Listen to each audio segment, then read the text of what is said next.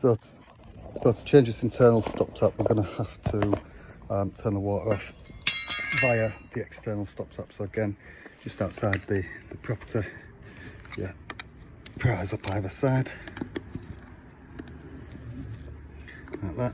There is something else I want to show you down the road, which is one of these that's leaking, which I'll show you that in a second after I've done this. It's down to the water company to fix. It's a waste of water and we need to get it solved. So once you've got that open, inside here you've got your water meter and you've got your stop tap there.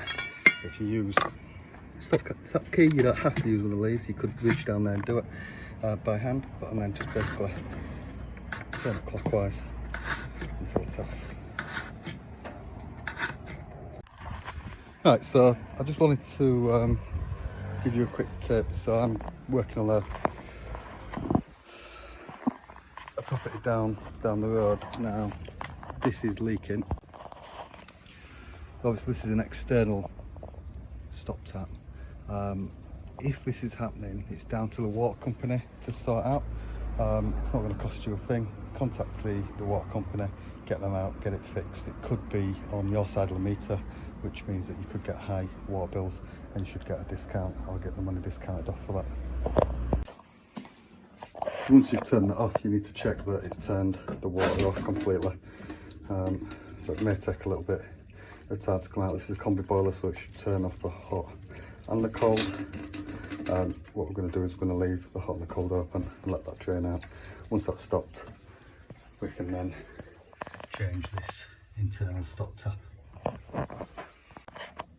So basically, this is the internal stop tap. What we're going to do here is take off the head of this internal stop tap and change it with the head of this one. There's no play in these pipes, so unless we take off all this boxing and then try cut some, this is the easier option, is to change the actual headgear at the top.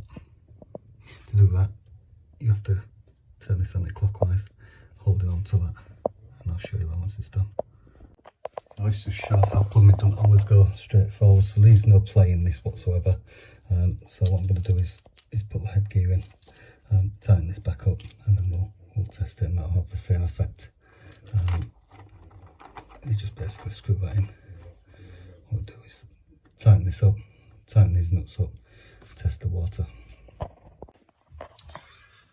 And there you have it, so you've got full control of the water supply coming into the property. And that's off again.